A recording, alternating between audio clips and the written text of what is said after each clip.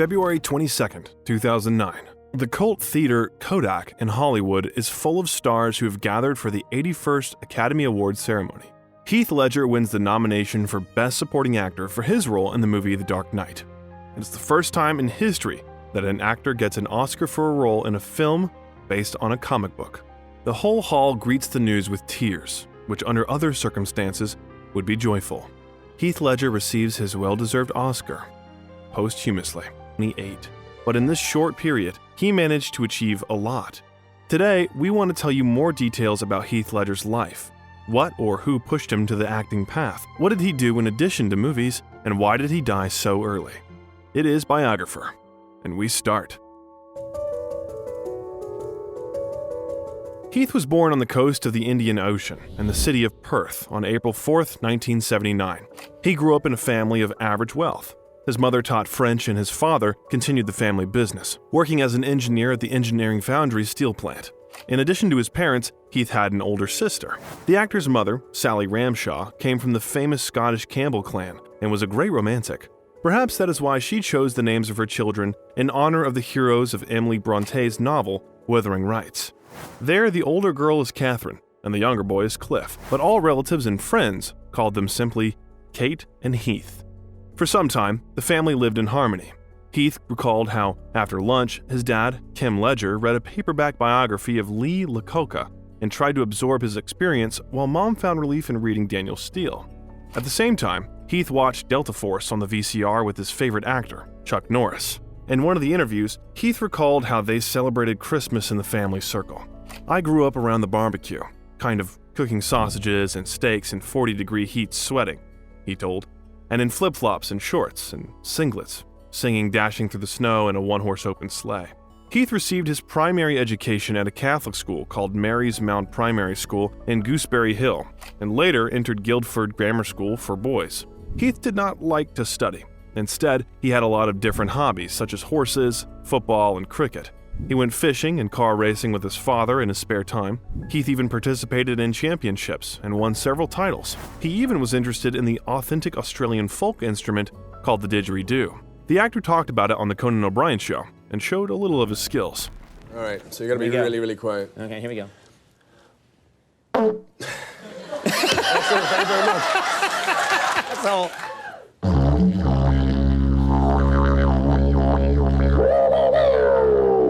However, it is worth highlighting Heath's main preferences. It was chess and hockey. At a time when his classmates were singing in the chapel of St. Mary and St. George, dreaming of shooting and quickly picking up a real weapon, Heath was not like his peers. He played chess, and he repeatedly received awards. Heath easily beat his dad when he was 10 to 11 years old. Every day he played chess with friends, and when they were in different places, they played online. Heath was trying to reach the Grandmaster title and was only a few points away from the goal. Another passion was contact sports. Heath played on the hockey team in 1990. His father, Kim, was the president of this team from 1990 to 1992. He was even predicted to have a great career in this sport, but Heath chose a different path. The future actor was comprehensively developed. The older sister told him about Gene Kelly, a famous dancer, and inspired him to take up dancing among the other things. It helped Guildford Grammar School, where Heath studied, to win one of the tournaments. At the age of 11, Heath's parents divorced. Family life turned into a boring routine. Father and mother shared family dinners and shared trips. There was a kind of habit and emotional attachment. After all, Heath Ledger admitted that he saw the divorce as training for his future life. "I'm sure there was like 1 week where they didn't speak to each other. I enjoyed being at one house for 3 weeks, then going, okay, right, I'm off. It set me up for this bohemian life I've been leading. I feel like I've been traveling with the same bag since I was 11. At that time, Heath underwent sharp and spontaneous maturation.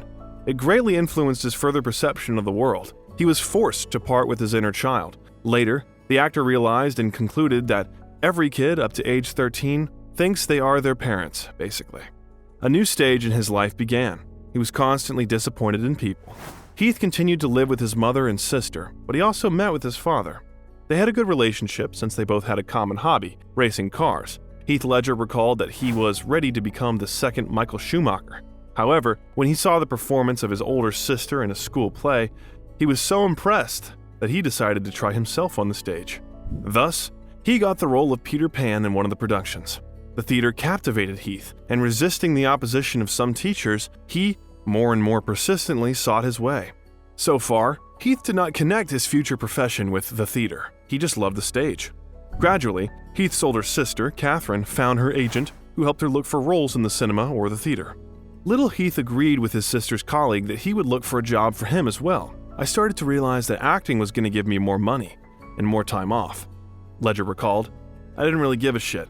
I was still pretty caught up in just being a teenager.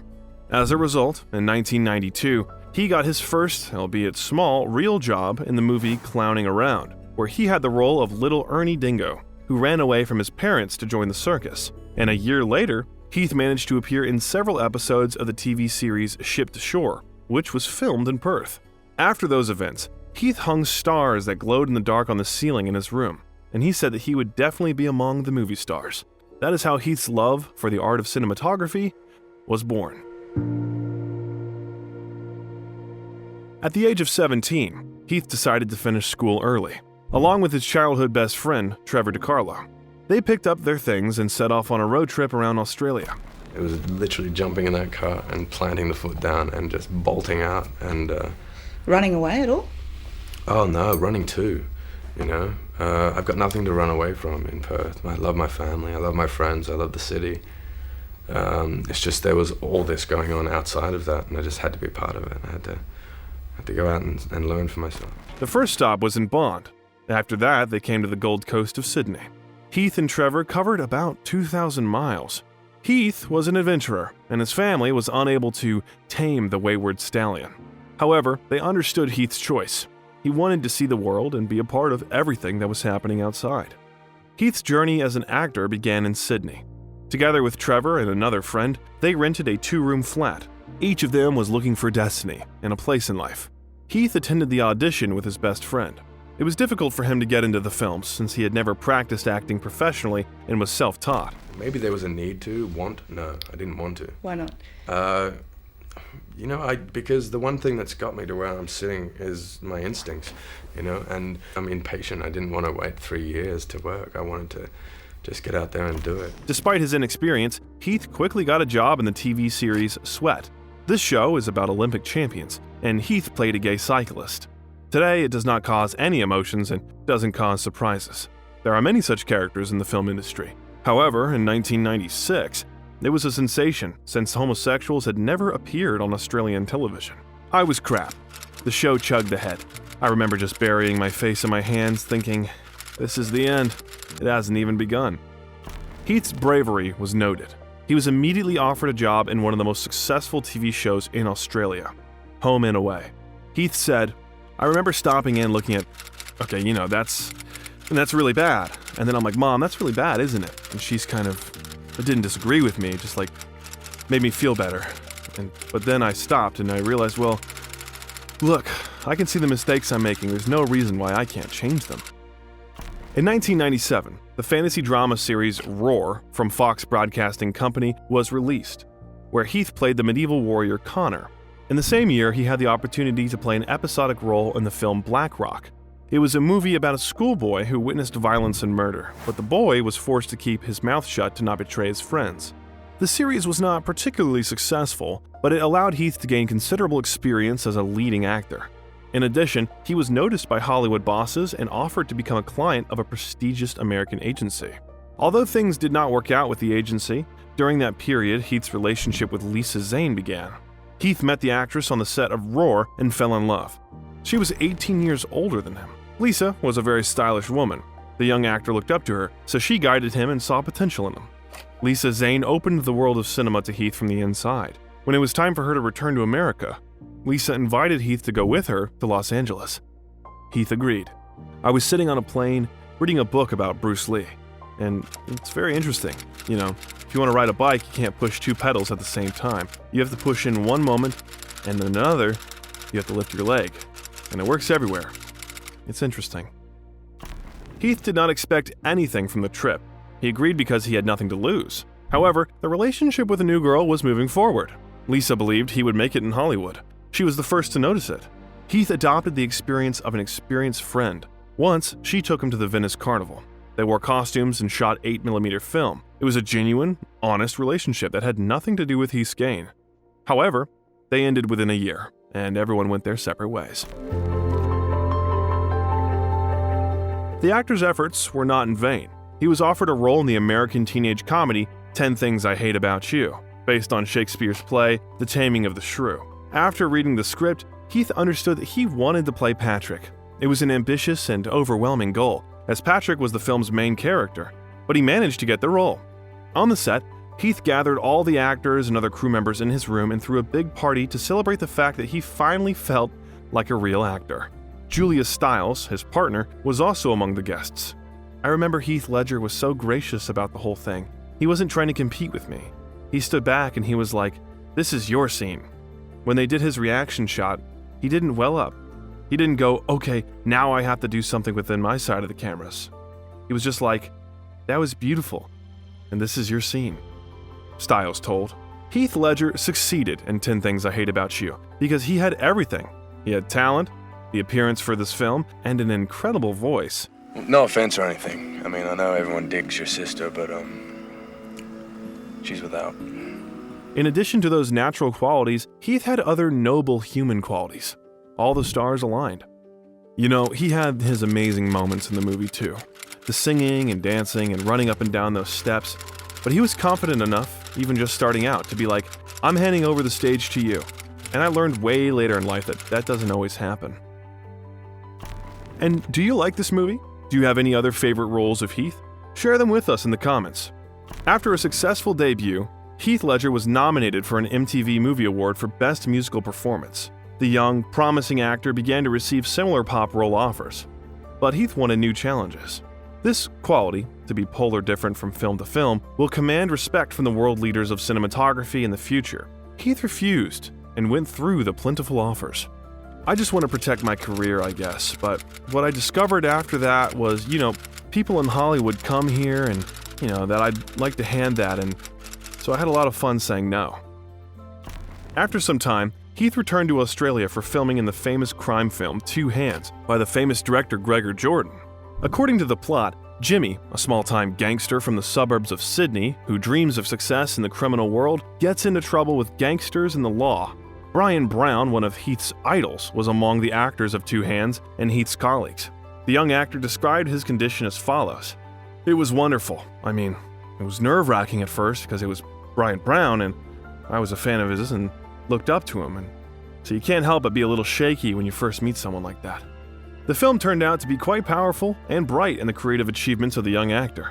Heath's character can be read here like a book. At first, he is impudent, then he looks intimidated, but always shy and clumsy. Fate helped Heath, and he was finally very pleased.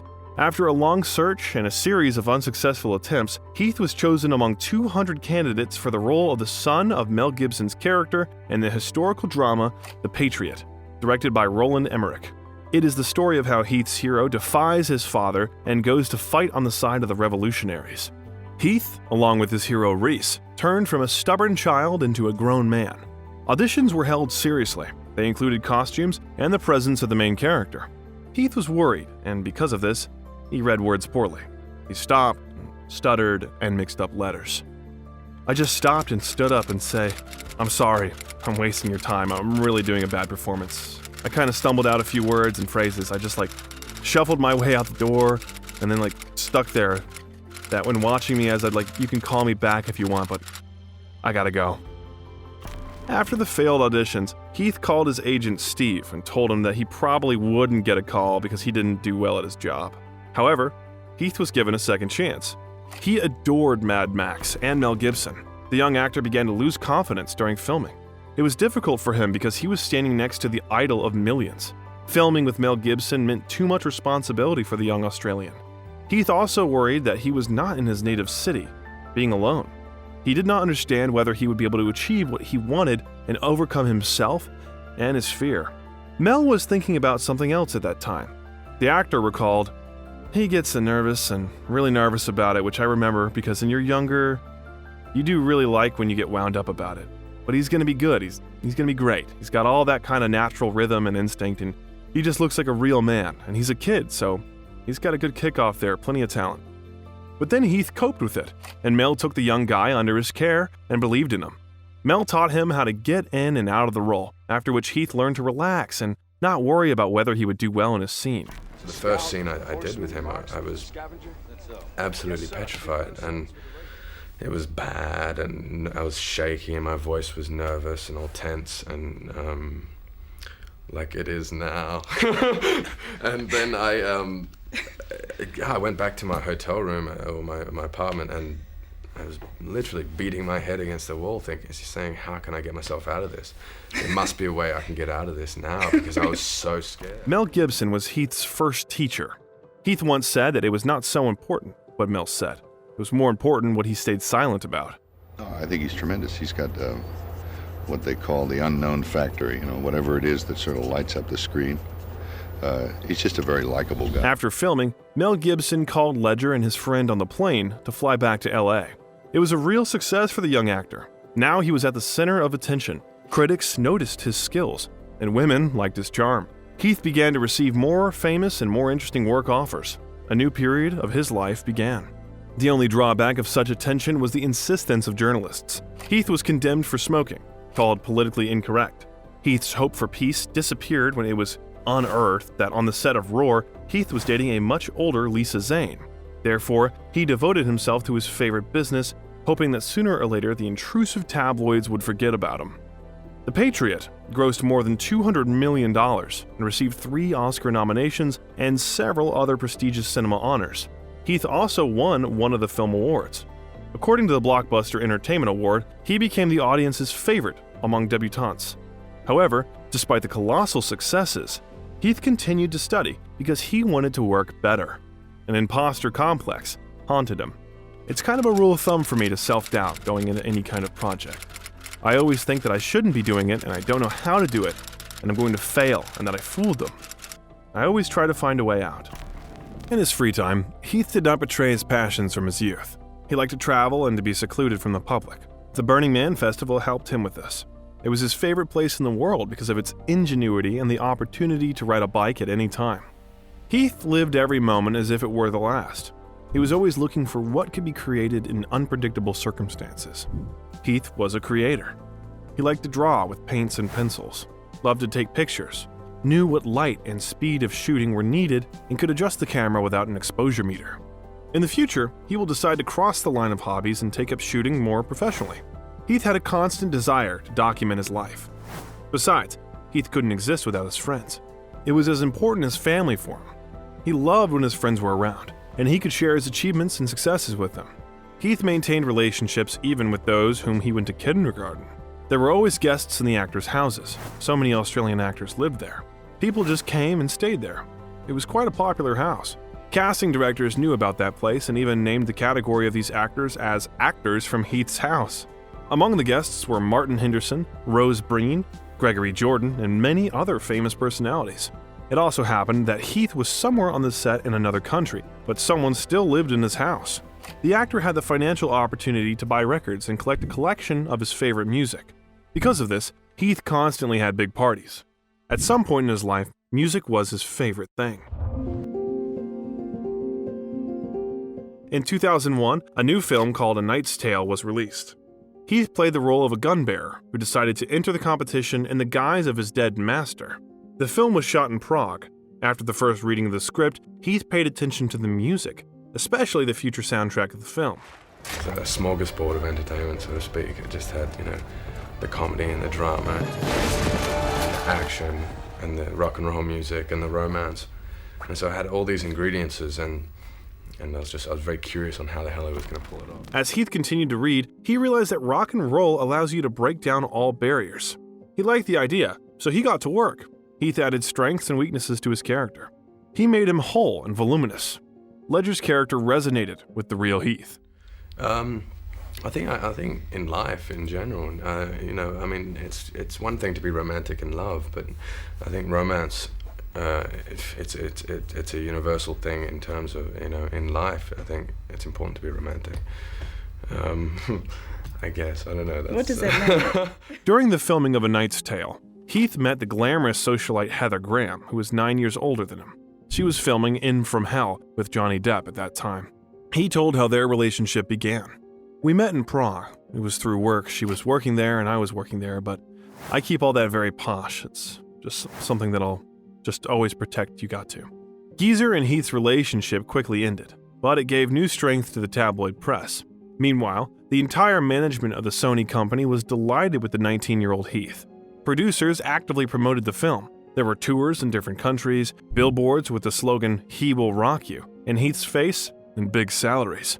Spider-Man director Sam Raimi personally insisted that Ledger play the lead role. However, the actor almost immediately said that he had never been a fan of comics and didn't see himself as Peter Parker. The crazy popularity that suddenly fell on Heath scared him a lot. When the actor left the house, he had anxiety attacks. "I started to feel like a bottle of Coke, and there was a whole marketing scheme to turn me into a very popular bottle. And, Coke tastes like shit. But there's posters everywhere, so people will buy it. So I felt like I tasted like shit, and I was being bought for no reason." Heath did not know how to act in such situations. When management finished one of the new presentations, he excused himself and went to the restroom. Heath almost burst into tears and deliberately hit his head against the wall. It was an anxiety attack. It was then that Ledger's reputation began to deteriorate. Journalists began to think that he was withdrawn and complex. However, the actor himself believed differently, opposite to the gossip of the portraits. Namely, "I'd been concentrating on how to act," he said, "not how to be a salesman. Agents, publicists, they all say, go out and create a character. I don't want to create a fucking character. But on the same hand, I don't want to give myself either. When you don't go on Letterman and say, hey, I've got a joke. When you sit there honest and nervous and like a normal human being, you get written down as boring and ungrateful." There is a tall poppy syndrome in Heath's homeland. If the poppy grows too tall, it is cut to the required size. The young actor constantly thought about it. He was not comfortable selling movies. Talking about movies was not his profile. Heath wanted fame, but when he got it, he realized it was difficult. He felt humiliated, as if he had been captured by someone. However, popularity brought the actor numerous offers. At that time, Ledger chose a dramatic role in the movie Monsters Ball. Heath was supposed to trace Sonny Grotowski, the vulnerable son of a prison executioner who was forced to work at a terrible job and has to replace his father in his position in the future. Not being able to endure such a life, his hero, after the execution of one of the prisoners, kills himself. Thereby, he forces his father to take the path of redemption. It was a small role, but quite interesting in its psychological complexity. He wanted to experiment and play with it. In such a new role for Heath, he showed himself as a real actor, capable of playing diverse roles. That project introduced Heath to the future director of Brokeback Mountain, which would bring the actor his first Oscar nomination. He's a supporting character, but I remember him more than anyone else in this movie. Although he did not do much, he did not have a moving face. There was little movement in his act. Even as the supporting actor, he will steal the whole show. That's the power of Heath Ledger. Heath's genius was that he was always looking for something that would be a real test for him, to try to understand how he could completely plunge and dissolve into the character and become unrecognizable. It was his real passion. It fired him up. Heath's choice of the movie depended on who would be the film's director. The actor dreamed of acting in Shakar Kapoor's movie. Somehow the circumstances turned out in such a way that Heath was approached by the famous actor Wesley Bentley with an offer to take the place of Jude Law, who could not start work on a new film due to lack of time. As a result, Heath appeared in Shakar Kapoor's adaptation of the novel The Four Feathers. The director's approach was unique. He advised Heath and Djimon Hounsou to go to the desert together. Heath stood and looked into the distance, and then they started shouting and trying to understand how far the voice was coming. The movie was built on finding yourself. It determined the director's technique. Heath impressed his colleagues with his courage by performing all stunts without the help of stuntsmen, but it did not help the film to become successful. In the summer of 2001, after breaking up with Heather Graham, Heath moved back in with Christina Cauchi and lived in Western New York. That relationship lasted for 2 years until Heath was invited back to Australia to shoot the movie Ned Kelly. The movie was filmed by a director already familiar to Heath, Gregor Jordan. He introduced his colleague to the actor Naomi Watts, whom he had known since the series Home and Away turned out to be one of them. They began a relationship. Naomi was 11 years older than him, and it could not go unnoticed by the tabloids. I was invited to star in the movie Ned Kelly. It was a small role, but actually, I got interested because of Heath. I thought he was a strong, young actor. I remember how on the first day I was shocked on the set. I just very quickly felt an incredible connection. So strong that it shocked me. We connected through the acting, and he saw how much I put into my work. The film's plot is based on real events and is marked by a good script and directorial work.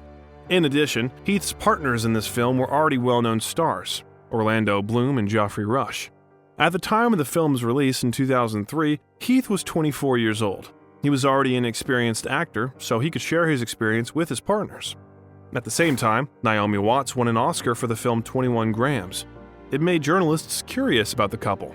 The actress compared her approach to work and Heath's. He saw how I work with a dialect and acting coach, and he tried to change it. His approach to work was always very strong. He spoke in a low voice. His gaze was serious. He had to concentrate to be transferred to another, more artistic world. He was an artistic person. We knew about his talent for photography, but I could not think that it would take such a serious turn. The film did not receive the necessary interest from American distributors. It only made it to a limited number of screens, which wasted most of its potential. Heath had time to do another one of his favorite things, video shooting. From that moment, the actor began another activity, trying himself as a video director. Heath had been burning with that idea for a long time, and it was time to finally do it. One day, he called his friend and asked, "Let's just take the camera and start shooting." The friend dreamed of working with Heath and at the same time, doing art, so, of course he agreed. The result was an outrageous hot clip. Ina Fey Jones, Cause and Effect. While Heath mastered the new business, he went through offers and refused another unconventionally oriented role. It shocked everyone involved in the film business since it was not about an unknown low-budget drama, but about the role of Alexander the Great in Oliver Stone's blockbuster, Alexander. Heath's hunches were not disappointing, as the film was mercilessly panned, ruined the career of Colin Farrell, who eventually replaced Heath, and barely made back its budget. His search continued until he came across the script Lords of Dogtown, directed by Catherine Hardwicke. His task was to create the image of Skip, the leader of a team of skateboarders who raised several sports talents and helped them rise to the top of fame. But as a result, he was left with nothing. However, Heath was not chosen for that role immediately. I was confused that he wanted the role because I wanted a more genre-bending kind of actor. Philip Seymour Hoffman was more suitable for the role of Skip than Heath Ledger, a kind of heartthrob. I'm like, wait a minute, what if it doesn't work? However, Heath came and talked to me about how he would get used to the role and how he would breathe it. He decided to make his teeth like Skip's so that he could feel that he was Skip and talk like Skip used to talk.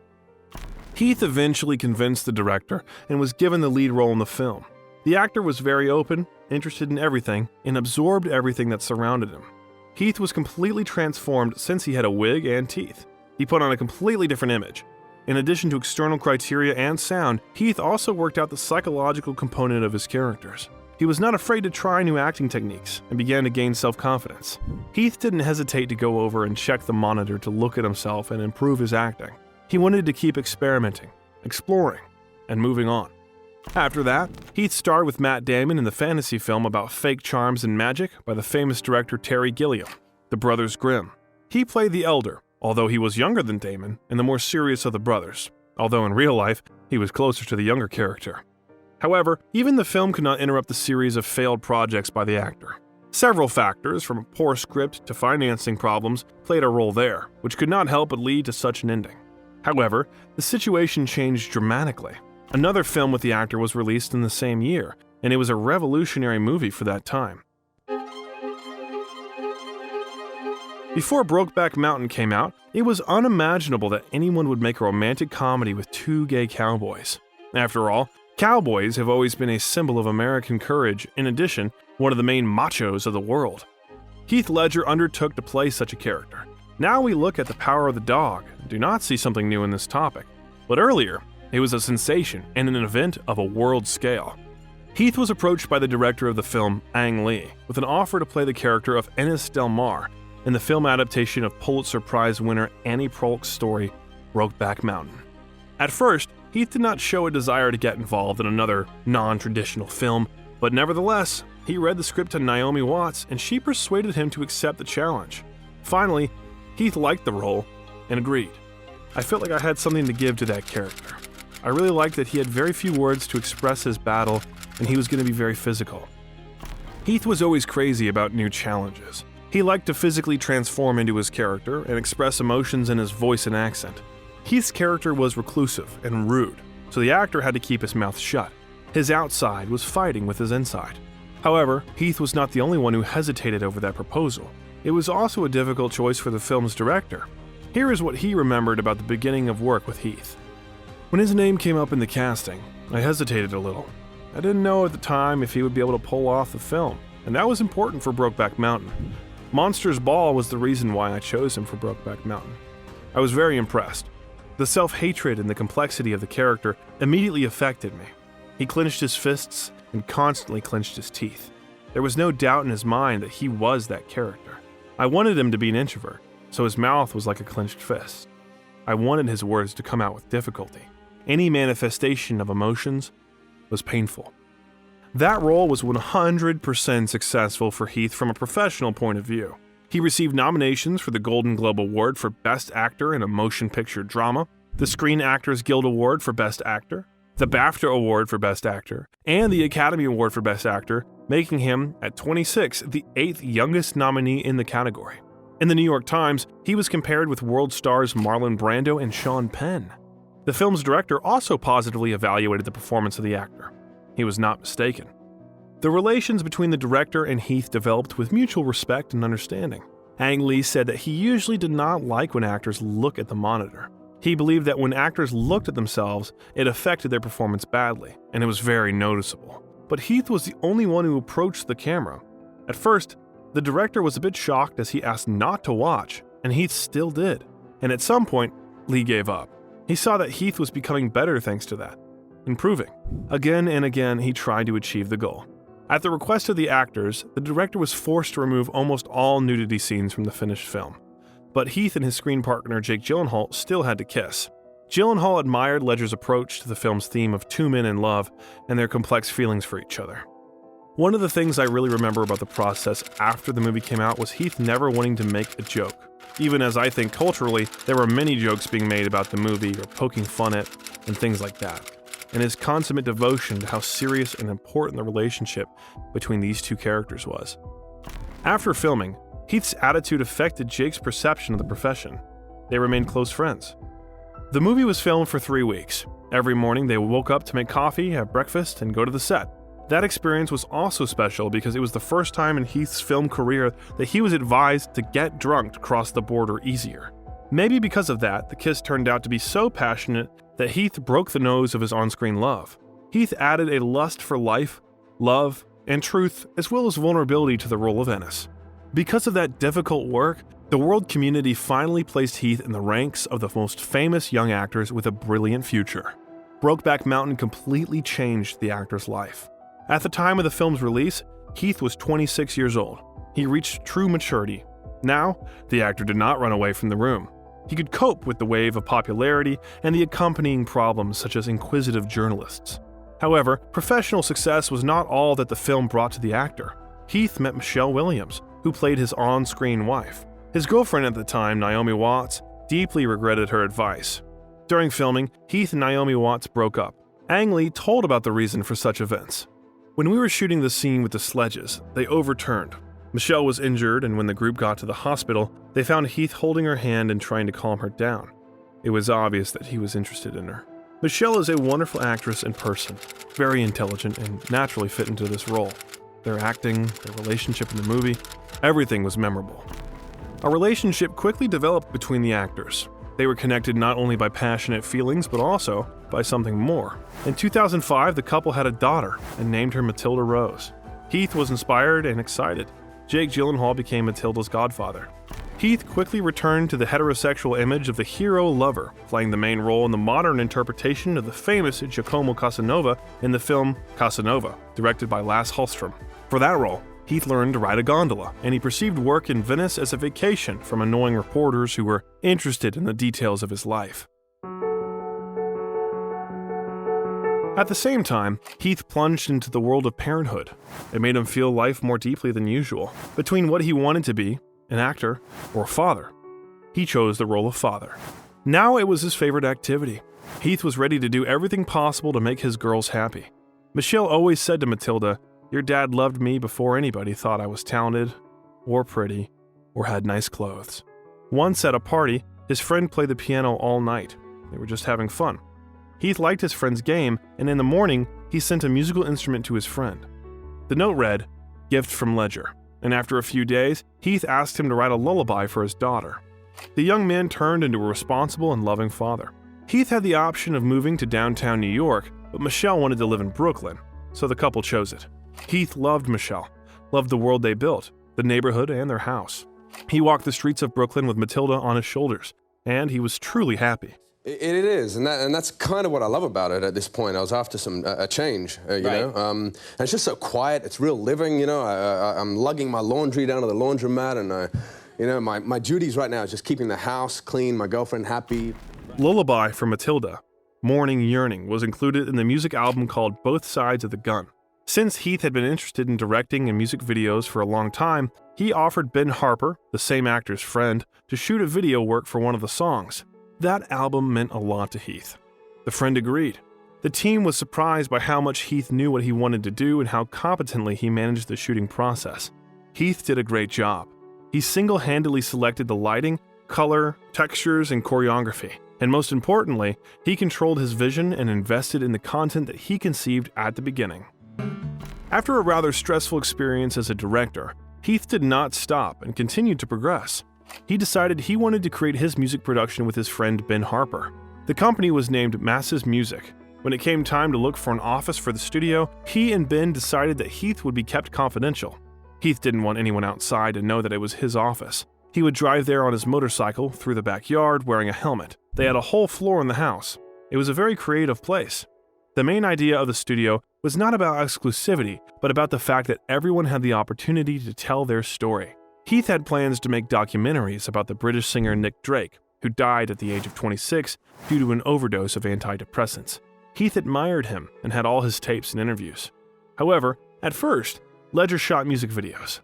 The company used the model, be yourself, do something amazing, shake the system a little, don't be symmetrical, try to do something. His energy was enough for everyone. Heath could call the agent at night and come to his friend's door at 5:30 in the morning. Heath's email title was "I Will Run Around." He had numerous thoughts, ideas, and fantasies. That is why he spent many hours without sleep, which would cause him to take various sleeping pills, antidepressants, and other substances in the future. The film Candy with the actor was released after a 1-year break. Australian Neil Armfield became the director. While preparing for the role, Heath met real drug addicts to perfectly fit into the role. It was one of the few films where Heath spoke in his native Australian accent, which until then could only be heard from him in real life. It was the only film that touched on the painful subject of Heath's drug addiction. Tabloids repeatedly attributed to the actor a drug addiction to cocaine and heroin.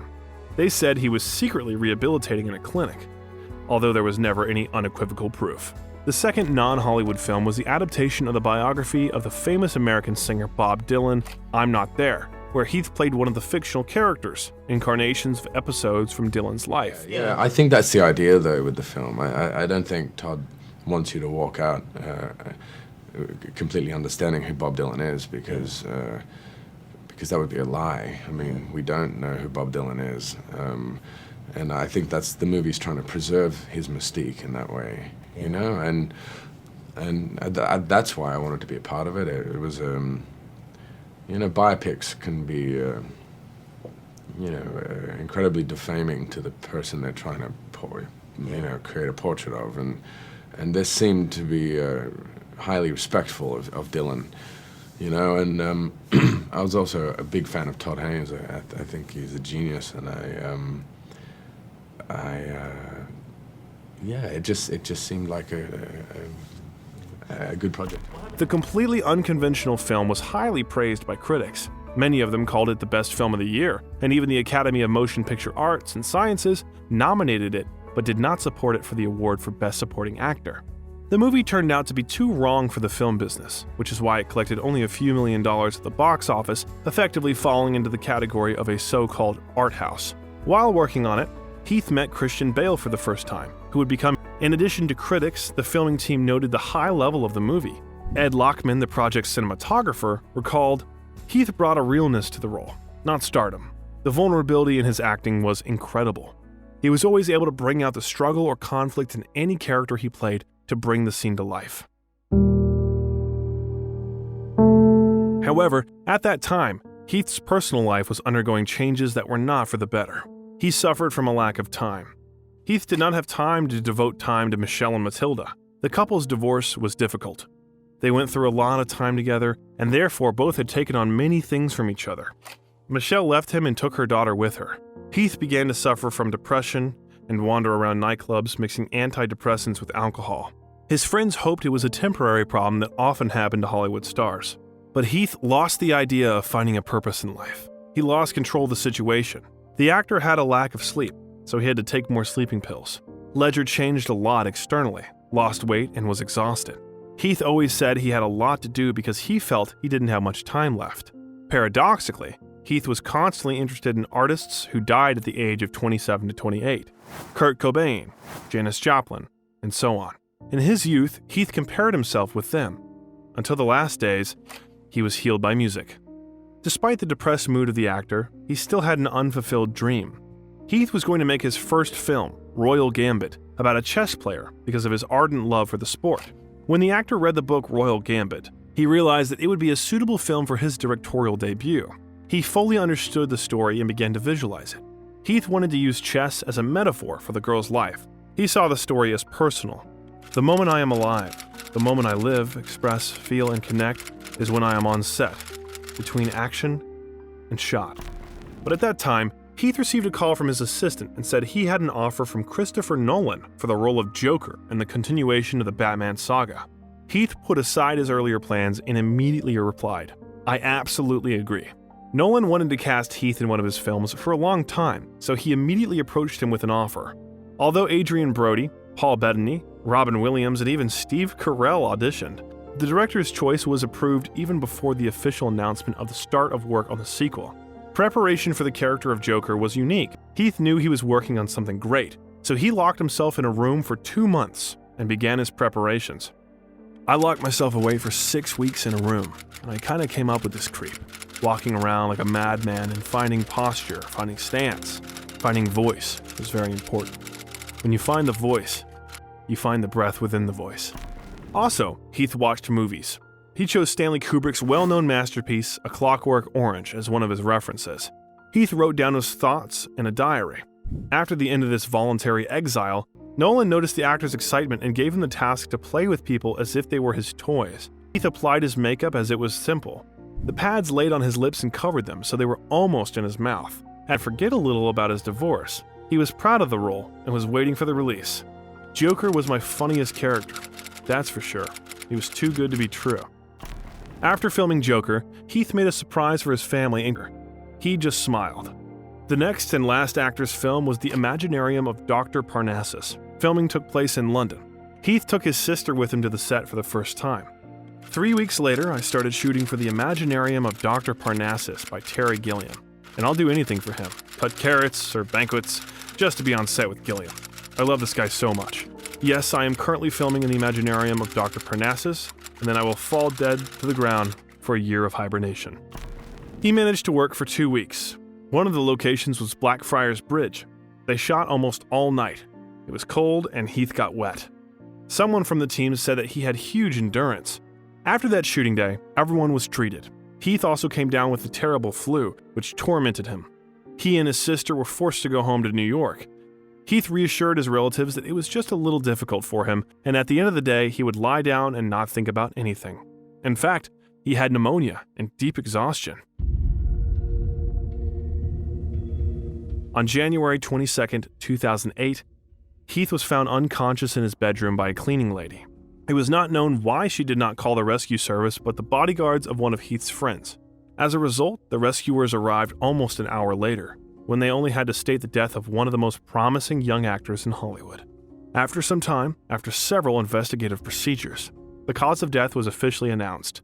The mixture of 6 drugs taken at once, hypnotic, antidepressant, and pain-relieving, had a fatal effect on the body. The film world froze at the shocking news. Some did not believe it was true, that it was not another fabrication of the tabloids. The actor's senseless death was so unexpected for everyone that even the actor himself, as it turned out, did not have time to rewrite the will, so he had not allocated something from his inheritance to his young daughter. According to the document, Heath bequeathed all his property and money to his parents and sister. However, the star's relatives said they would never leave Heath and Michelle Williams' child without care. Heath was an actor, a director, and a brother. He kept care in his heart and made it his main value. He always encouraged his friends and said, "Don't be afraid to fall." It was decided to use the peculiarity of the plot for the unfinished film, The Imaginarium of Doctor Parnassus. According to it, Heath's character passed through the magic mirror several times. According to the new idea, he was changed and played alternately by Johnny Depp and, bitterly ironically, Colin Farrell, who already replaced him once in Alexander, and Jude Law, who was replaced in Four Feathers by Heath. The actors decided to transfer their fees from these roles to Heath's. Ledger received a posthumous Oscar for his role. There are only 2 such cases in the entire history of the Oscars. And the Oscar goes to Heath Ledger in The Dark Knight. Heath Ledger was a man who admired everyone with his energy. Subtle, rough, genuine. This is all about what this actor could be. Ledger went from self-taught to professional. Now no one knows what heights he was able to reach. Some fans are still pondering the reasons for his death. Maybe Heath had enemies who were jealous of him. Was it a suicide? Or maybe the doctors who prescribed him the wrong pills are to blame for everything. If you want to understand in more detail the reasons for the death of a promising actor and to learn various theories, then click on the video that appeared on your screen. We analyzed in more detail his last days of life and the circumstances of his death there. Follow the link and watch. Also, don't forget to like this video. That's all for today. Thank you for watching. Biographer was with you. See ya.